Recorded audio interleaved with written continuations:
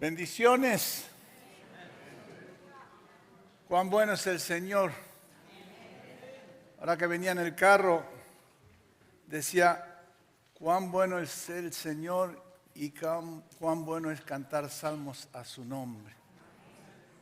Y qué bendición en esta iglesia que tenemos un grupo de hermanos y hermanas que se dedican tan, diría yo, responsablemente a ministrarnos a través de la alabanza y ministrar al Señor primeramente. Amén. Gloria a Dios. Bueno, ese tiene que ser el proyecto de todos nosotros. Que este año este lugar se vea rebosante, no solo de la presencia del Señor, sino de que cada uno de los asientos estén con una persona, tal vez una familia nueva, con aquellos que Dios va a alcanzar, ¿verdad que sí? Amén. Y hoy vamos a estar hablando un poquito de eso, en esta serie que vamos a estar desarrollando. Y algo que me gustaría decir con respecto a esto, es que cuando venga el domingo, trátese de hacerse al medio para dejar lugar, espacio para las personas que nos visitan. Y eso también facilita el trabajo de los ujieres. Bueno, vamos a comenzar. Abra su Biblia, por favor, en Mateo capítulo 4.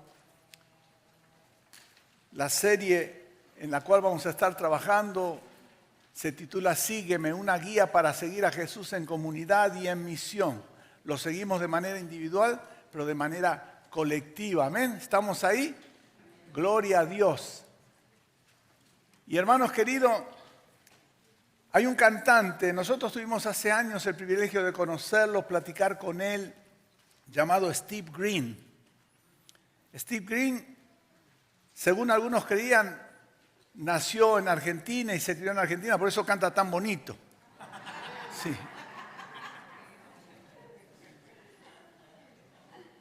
A mi hermana, a mi paisana, parece que no le gusta Steve Green, por eso fue la única que no dijo amén. Pero Steve Green no nace en Argentina. Él nace en Oregon, pero se cría en Argentina, hace su primaria, high school en Argentina. Y nosotros el día que platicamos con él me pareció muy gracioso su acento, porque habla bien como argentino, sus dichos y todo. Una persona muy agradable, conocimos a él y a su esposa en una conferencia que fuimos con mi esposa. Él ganó 4 premios, o fue nominado varias veces a los premios Grammy, ganó 7 veces el premio Dove y compuso una canción que se titula, y por eso yo el mensaje lo titulé de esa manera, El mundo tiene que saber. La canción se llama, tiene que saber, en inglés se llama People Need the Lord. No sé si algunos la han escuchado, una canción hermosa, hermosa, que habla de la necesidad que el mundo tiene de conocer al Señor.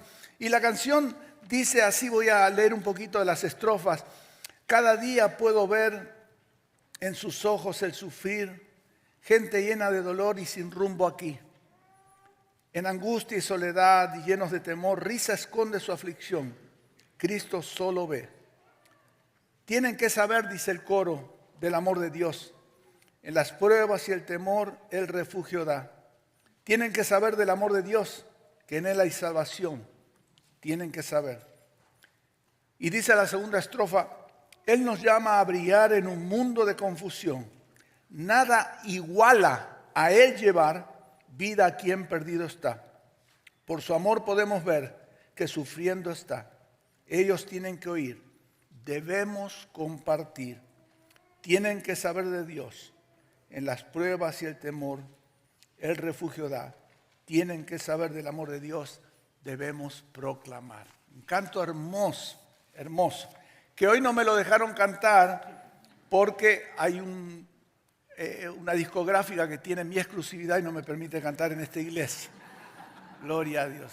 Pero un canto hermoso que resume lo que es la tarea que Dios nos ha encomendado a cada uno de nosotros. Es la misión. Hermano amado, el mundo tiene que saber, el mundo tiene que conocer, el mundo tiene que saber que hay un Dios todopoderoso que aún en medio de su gran majestad, de su grandeza, aún siendo el Rey de Reyes, el Creador de todo el universo, tiene el deseo de tener contacto personal con los seres humanos, tiene el deseo no solo de salvar, sino que de amar y enseñar un camino mejor, el camino del amor, del perdón. ¿Cuántos de los que estamos acá hemos sido alcanzados por ese amor y ese perdón? Gloria a Dios. Y te sigue alcanzando día con día, porque como decía el canto, Dios nos ha salvado y nos sigue salvando. Dios no ha dejado de trabajar. Es el mismo ayer, hoy, por los siglos de los siglos. Y el mundo tiene que saber de ese amor. Jesús nos invita a unirnos a Él para contarle al mundo esa gran verdad. Tú no has llegado aquí por casualidad, ni Dios te ha escogido por casualidad. Dios tiene un propósito para tu vida. Dios quiere que tú participes junto a Él. ¡Y qué privilegio! ¡Qué privilegio! Mira, estaba leyendo un artículo sobre un equipo de fútbol. No leo muy a menudo eso porque a mí el fútbol no me gusta ni me interesa, pero hablaba de un equipo que se llama el Real Madrid. Y decía el artículo lo siguiente, escrito en el diario, en el periódico AS de España, decía: hay jugadores en el mundo que pagarían por jugar en el Real Madrid, por pertenecer a ese equipo. Porque es un gran privilegio, decía. Imagínate que tú estás jugando en el equipo del Señor. ¡Qué privilegio!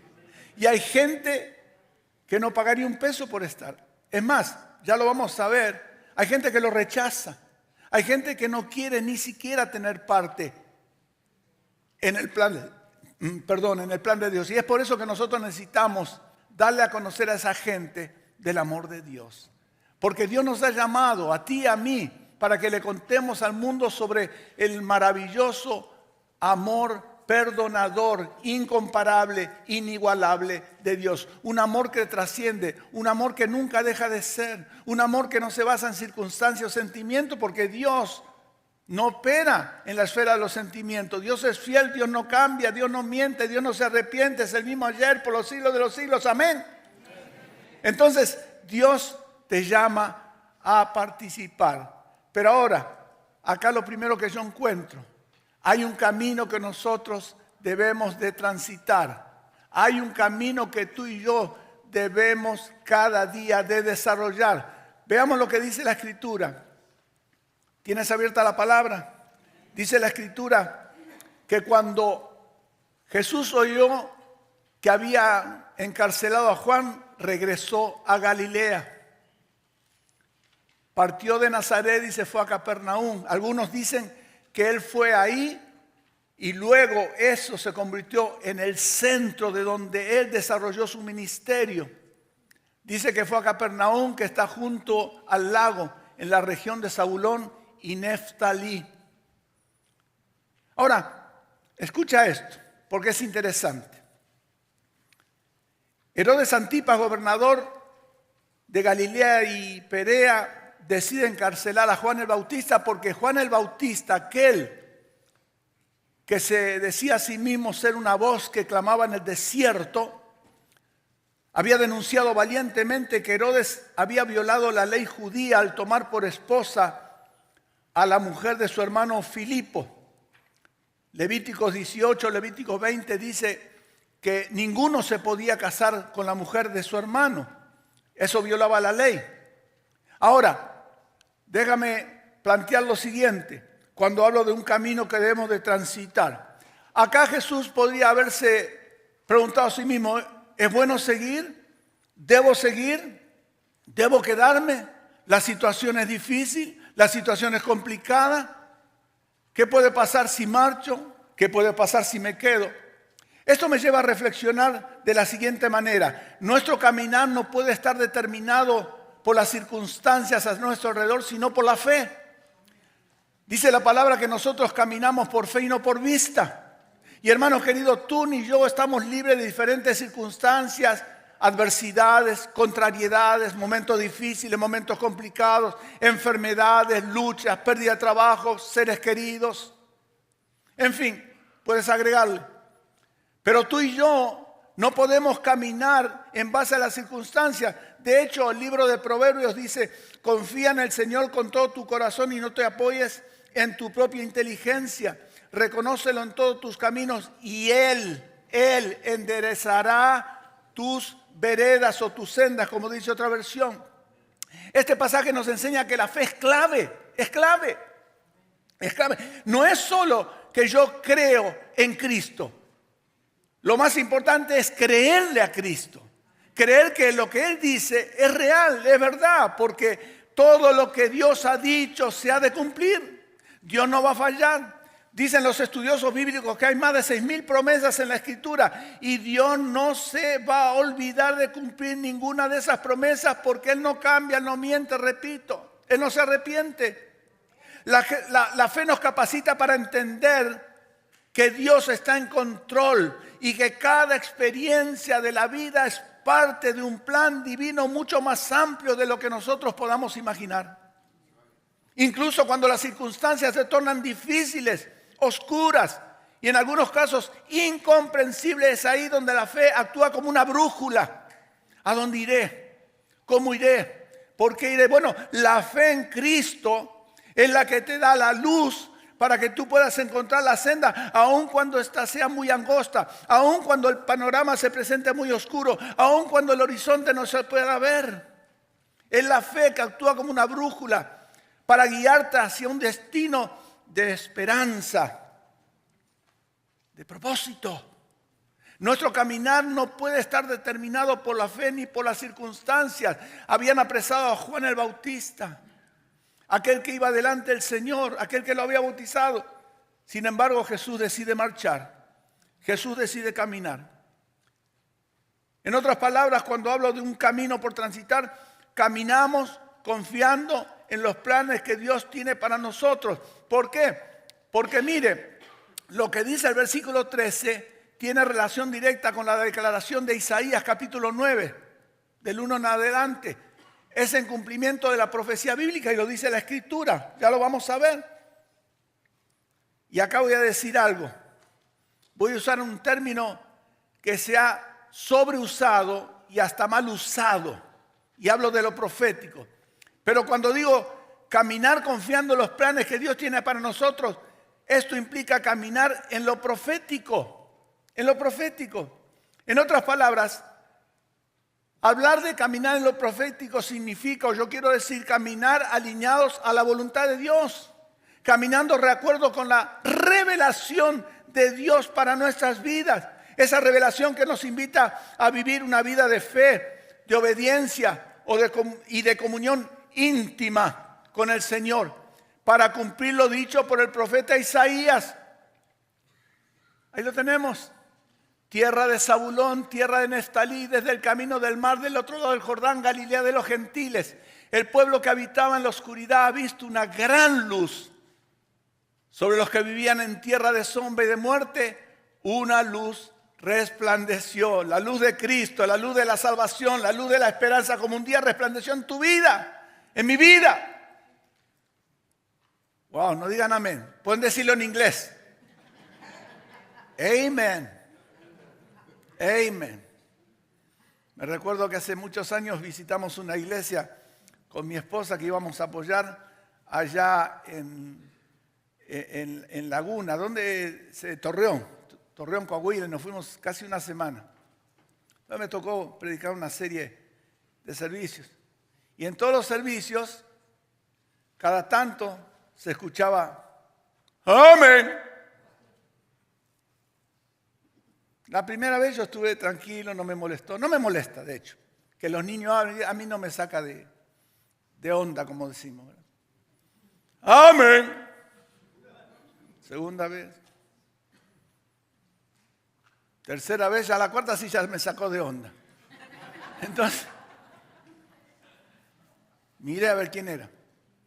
Y había un joven, 2 o 3 años, que se habían casado junto con su esposa. Se tomaban de la mano, le soltaba la mano, se ponía de pie y decía amén, y se volvía a sentar como un robot. Todos los servicios hacían lo mismo. Usted no tiene que hacer eso. No haga eso. Esa revelación que nos invita a vivir una vida de fe, obediencia y comunión íntima con Dios. Mire, Jesús camina en medio de las circunstancias difíciles, marcha en medio de una situación complicada. ¿Por qué?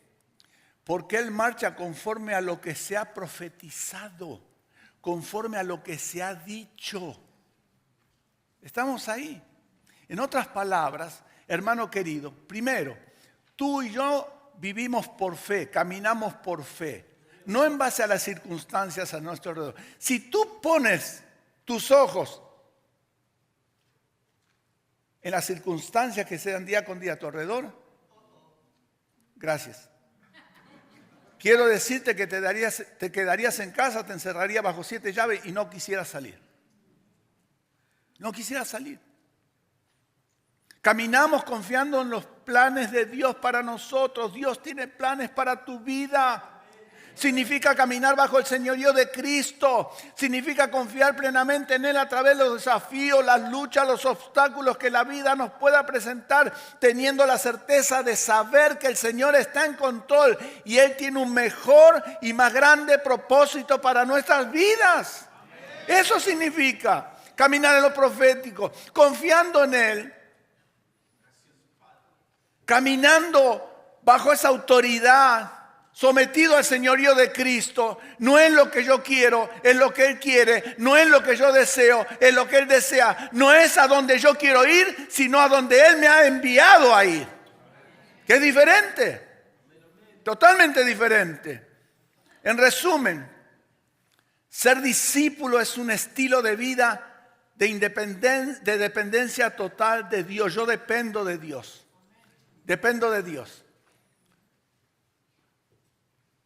Por eso a veces algunos se molestan cuando dicen, es que si no trabajo no como, ¿verdad? Ay, ¿cómo vas a decir eso si eres cristiano? Pero sí, vete a trabajar. Dios te da la habilidad para desarrollar ciertas tareas. Dios te da la habilidad para desarrollar ciertos trabajos. El que tienes al lado tuyo tiene habilidades que tú no tienes tal vez.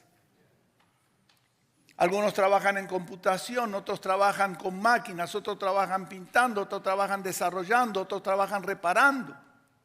Yo lo veo a mi yerno. Mi yerno, él es certificado por Land Rover, Ford, y cuando yo lo veo trabajar con unos tornillos, pero que son milimétricos y pequeñísimos en los carros, digo, ¿qué? Ven, ayúdame, me dice. Le digo, no, I'm okay. Come on, I'm going to tell you. And probably you're going to learn something. I said, no. I'm okay. You want a coffee? Le digo, y me voy. Y él tiene esa habilidad, esa paciencia de estar horas y horas haciendo su trabajo. Y mire, cuando usted mira el trabajo que ha hecho, ve que está todo inmaculado, todo limpio. Ahí está, mi esposa puede certificar. Con un orden y todo. Porque Dios ya le ha dado esa habilidad. Porque Dios le ha dado esa capacidad que yo no tengo. En resumen, repito, ser discípulo es vivir un estilo de vida donde dependemos plena y totalmente de Dios. Por lo tanto, caminamos en fe y caminamos confiadamente sabiendo que Él está en control. Y a través de ese caminar de fe y de obediencia, Dios va cumpliendo en nosotros su propósito, su voluntad. Porque Dios es bueno. Dios no se olvida de que somos débiles, flacos y que necesitamos de Él, como decía el canto. Y hoy más que nunca, en un momento tan difícil como el que nos toca vivir, necesitamos de Cristo Jesús. Necesitamos de Cristo Jesús. Entonces, primeramente, hay un camino que debemos de transitar. Segundo, tenemos una misión por cumplir. Tenemos una misión por cumplir. Dios no te ha llamado simplemente a llenar una estadística, mucho menos una banca. Yo me recuerdo hace muchos años visitamos una iglesia y me sorprendió sobremanera porque nos sentamos en una banca, esas iglesias donde antiguas, ¿verdad? Con bancas de madera, y nos sentamos en una banca y de repente llega una familia y me dice, disculpe, pero esta es la banca de la familia Silveira. Entonces, yo lo miré. Esta es la banca de nuestra familia, me dijo. Lo vuelvo a mirar y me dice, sí, esta es la banca que nosotros donamos cuando se fundó el templo. Y nos mudamos, nos movimos.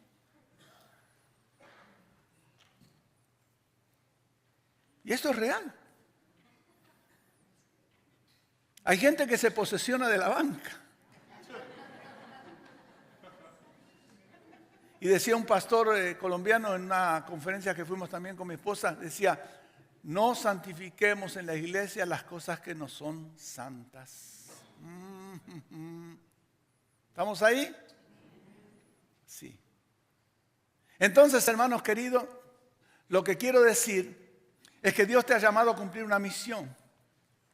Versículo 17 dice, desde entonces, habiéndose trasladado Jesús, Él comienza a predicar, arrepiéntanse, porque el reino de los cielos está cerca. Entonces, acá yo encuentro algunas cosas que me gustaría compartir con ustedes. Lo primero es un llamado a pregonar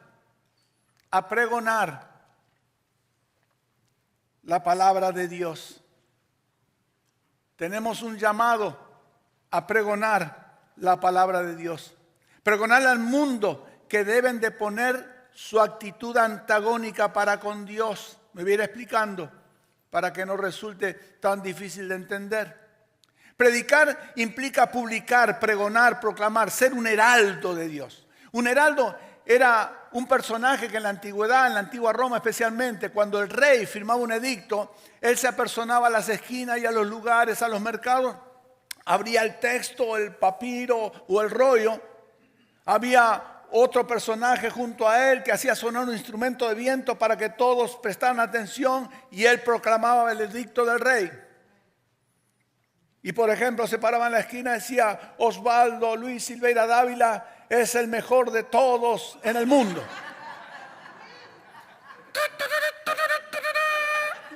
Y ya se iba a la otra esquina. No se rían porque yo hablo verdad. Un heraldo era un emisario, un representante, un enviado, un mensajero que daba a conocer un edicto del rey. Entonces, nosotros somos heraldos del Señor. ¿Cómo la ven? Qué lindo, ¿verdad? Somos mensajeros del Señor. Debemos anunciar al mundo que deben arrepentirse, o sea, que deben cesar de ignorar a Dios actuando contrario a su voluntad y rivalizando con Él. Y esto no es nuevo. Y hay una historia que a mí me llamó la atención. Traté de buscar el libro, no lo pude encontrar, un autor conocido. Pero él escribe un libro muy pequeño, haciendo mención de lo que sucedió el 14 de septiembre del 2001, durante el primer servicio realizado después del 9/11 en la Catedral de Washington, D.C. Un servicio que se llamó Oración por América. Fue interdenominacional o interfaith, si usted lo quiere así decirlo, porque había católicos, había evangélicos, había musulmanes, de todos los extractos religiosos unidos, orando por el país después de lo que había sucedido. Y durante dicho servicio se cantó el himno Castillo Fuerte. Este himno, que es uno de mis favoritos, fue compuesto en el año 1530 por Martín Lutero. Y se excluyó en particular la segunda estrofa. ¿Por qué? Porque la segunda estrofa dice así: Castillo fuerte es nuestro Dios, escudo siempre fiel, y en la prueba y tempestad es firme su poder. Armado está el enemigo cruel, mas él caerá ante Jesús el Rey. Entonces, como menciona Jesús, decían excluirlo. ¿Por qué?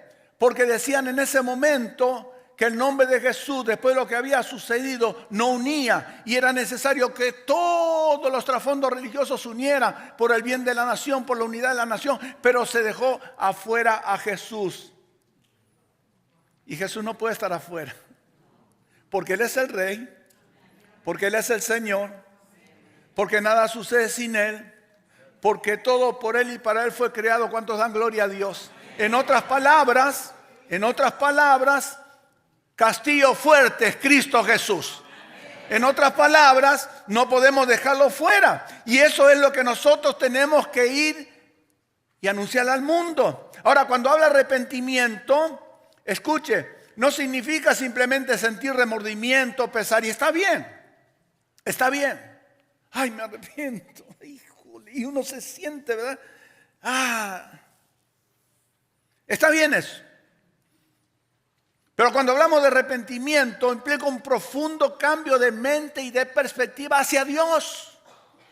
Primeramente, para alinearse con los valores y principios del reino, con los valores y principios cristianos, para así abandonar el pecado y abrazar una nueva forma de pensar, una nueva forma para dirigirnos hacia Dios que se vea reflejada en un estilo de vida diferente. Por eso en Hechos, capítulo 13, recuerdan el primer mensaje apostólico. Pedro se levanta en medio de la multitud y le dice, por tanto, arrepiéntanse, vuélvanse a Dios para que sus pecados sean perdonados y bautícense cada uno en el nombre de Jesús.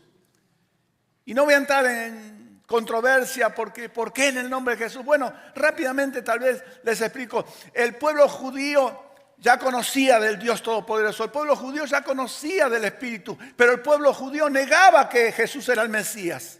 Entonces el bautizarse en el nombre de Jesús implicaba no abrazar la idea, sino que tomar eso como una verdad que no merecía ni podía ser contradicha, de que Jesús era el Mesías prometido, el enviado de Dios. Ahora, arrepentíos. ¿Por qué? Porque ellos rechazaban lo que se decía de Jesús, porque ellos se oponían a Dios, porque ellos estaban en contra de todas esas declaraciones. Entonces tenían que cambiar su mentalidad, tenían que cambiar su perspectiva. Y cuando hablamos de arrepentimiento de manera fácil de entender, decimos que es un cambio de vida, un cambio de pensamiento, un cambio de perspectiva de 180 grados. Si yo caminaba hacia el norte, ahora comienzo a caminar hacia el sur. Y viceversa. En otras palabras, es un cambio profundo, radical. No solamente sentir un sentimiento de pena, de dolor, que está bien. Que está bien. Arrepiéntanse. Pero ¿qué más dice Jesús? ¿Qué más dice? Dice, y no quiero adelantarme, tengo que aprender a manejar más esto. Porque el reino de los cielos está cerca, se ha acercado. ¡Wow! Esto es importante. Este anuncio implica que el reino de Dios no es solo algo que está en el futuro. ¿Cuántos esperamos ese día glorioso? Pero creo que el domingo nuestro pastor decía, pero nadie se quiere morir, ¿verdad? Sí. Yo tengo una experiencia con eso porque un día predicaba sobre esto y una hermana terminando el servicio me dijo, hermano, pero yo quisiera primero conocer a mis nietos. Digo, bueno, hermanita, pero eso no está en mí. Si el Señor viene por esta noche, tiene que estar preparado. Ay, qué pena, me dijo.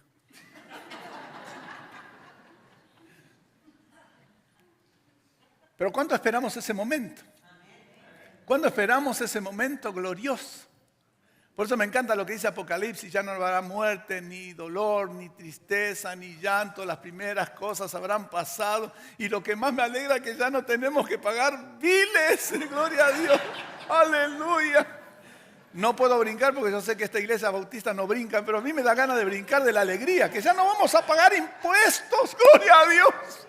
Sí, aleluya. Hermano querido, estamos esperando ese momento.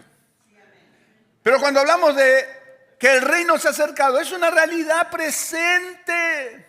Es una realidad que se tiene que hacer tangible, palpable, visible en la vida, en el caminar y en la actitud de aquellos que han sido redimidos, de aquellos que han experimentado una profunda transformación. Esa transformación que produce un cambio profundo de actitud para con Dios y para con todos los que nos rodean, que nos permiten manifestar que el que reina en nuestras vidas es el Señor. Que el que reina en nuestro caminar es el Señor. Que el que tiene control de nuestros pensamientos es el Señor. Es una proclama para llamar al mundo a responder al anuncio del Señor. A aceptar la invitación urgente a romper toda relación con la maldad, toda relación con el pecado, para experimentar un cambio radical en la forma de pensar y de vivir. Esto el apóstol Pablo lo resumió de manera hermosa hablándose a la iglesia en Éfeso. Hablándole a la iglesia en Éfeso. Dice él, en cuanto a su pasada manera de vivir, despójense de su vieja naturaleza, la cual está corrompida por los deseos engañosos. Renuévense. El tiempo de verbo es presente continuo. Renuévense. No importa si te renovaste ayer, te tienes que renovar hoy. No importa si yo me renové hoy, mañana tengo que seguir renovándome. Es una constante en el espíritu de su mente. Y revístanse de la nueva naturaleza creada en conformidad con Dios en la justicia y santidad de la verdad. Entonces hay que proclamar que el reino de los cielos se ha acercado. Hay que decirle a la gente lo que necesitan saber, que el gobierno y el orden de Dios están presentes y activos hoy, ahora, en este mundo. Es una proclama que invita a la gente a arrepentirse para comenzar a vivir conforme a los principios del reino. Principios de amor, de justicia y paz, establecidos por Dios, definitivamente. Esto fue lo que enseñó en un principio Jesús. Y esto es lo que la iglesia tiene que seguir enseñando, proclamando, pregonando hasta que el Señor venga. Es eso lo que nosotros tenemos que hacer, lo que debemos de hacer. Esa es nuestra misión. Esa es tu misión. Esa es mi visión. Esa es la misión de la familia de Cristo. Predicar la palabra, testificar como discípulos del Señor, servir a los demás, a los necesitados, por amor a los perdidos. De esa manera daremos a conocer que un nuevo orden ya ha comenzado en la tierra y que su plena manifestación llegará en el final de los tiempos. Yo me recuerdo hace muchos años atrás, el presidente George Bush, hijo, comenzó a hablar de eso, del nuevo orden mundial, Y todos estaban asustados, decían, ya ven, la profecía se empieza a cumplir, viene un nuevo orden mundial, viene el anticristo, y viene esto, y viene lo otro. Y sí, hay mucho de cierto en eso. Pero desde que el Señor lo comenzó a predicar, eso está en vigencia. Hay un nuevo orden mundial, espiritualmente hablando, que ya está actuando, que ya está en acción y que se debe manifestar a través de nosotros para que el mundo perdido vea que en el Señor no solo hay poder para transformar y cambiar, sino que hay bendición para todos aquellos que aceptan ser por el Señor cambiados y transformados. Finalmente, dice la palabra que hay un llamado que debemos de aceptar. Versículos 18 y 19. Hay un llamado que tú y yo debemos de aceptar. Mientras caminaba junto al lago de Galilea, Jesús vio a dos hermanos. Uno era Simón llamado Pedro y el otro Andrés. Estaban echando la red al lago, pues eran pescadores. Vengan, síganme, dijo Jesús, y los haré pescadores de hombres. Y este llamado parece ser claramente que es un llamado a servir. ¿Por qué digo esto? Porque en Juan capítulo 1 del 35 en adelante, ellos habían sido llamados a la salvación, a ser discípulos. Ahora es un llamado a servir, a ser pescadores de hombres. Y esto me toca sobremanera porque yo soy un amante de la pesca. Yo tal vez a los 7, 8 años fui introducido al deporte de la pesca por mi hermano, que es más grande que yo. Y a través de los años he ido pescando. Me gusta más la pesca de mar que la pesca de río, de lago. He pescado en el mar, he pescado en lagos como Big Bear Lake, Arrowhead Lake. He pescado allá en Illinois, pero el río Colorado. Llevaba a mi hija más chiquita a pescar. Me recuerdo que unas carpas así grandotas se iban y me decía mi hija, tírale ahí, tírale ahí, tírale ahí. Pero la carpa se pesca con un bait diferente, con una carnada diferente y todo ese tipo de cosas. ¿Y por qué digo esto? Porque cuando nosotros salimos a predicar, cuando nosotros salimos a evangelizar, cuando nosotros salimos a proclamar, cuando salimos a hablar, tenemos que entender que esos hombres están en un mundo donde se sienten cómodos. El pez está en el agua y respira, lo saca del agua y se ahoga, no puede respirar. Entonces los hombres necesitan salir de ese medio ambiente corrupto para ser traído a un ambiente donde ellos puedan recibir el oxígeno de la vida que Cristo les ofrece. Pero tú tienes que prepararte, tienes que tener el equipo necesario y la carnada apropiada. Amén. Seguir a Jesús para aprender de Él y aplicar lo aprendido. Eso es lo que está diciendo el texto. Síganme, vengan, síganme, aprendan de mí, pero apliquen lo que de mí han aprendido. Y el verbo acá está en modo imperativo. ¿Qué significa? El modo imperativo es una forma verbal utilizada para expresar órdenes, mandatos, peticiones. En otras palabras, la invitación de Jesús a sus discípulos es un mandato a dejar atrás la vida anterior para seguir a Cristo. Es dejar atrás la vida anterior motivado por el amor, la disposición, el compromiso de quien ha sido transformado por el Espíritu Santo. ¿Para qué? Para abrazar un nuevo oficio, ser pescadores de hombres, para alcanzar al mundo perdido. Empezando por casa, Jerusalén, alrededores, seres queridos, amigos, compañeros de trabajo. Pero seguirlo a Él implica la invitación de unirnos a Él, porque Él es el jefe, Él es el comandante, Él es el director, Él es la punta de lanza, Él es el que va abriendo el camino en su misión de alcanzar al mundo perdido. En 1 Timoteo capítulo 2, del 1 al 4, dice: ante todo, ya voy terminando, exhorto a que se hagan rogativas, oraciones, peticiones y acciones de gracias por todos los hombres, no solo por los que nos gustan o nos caen bien, por todos,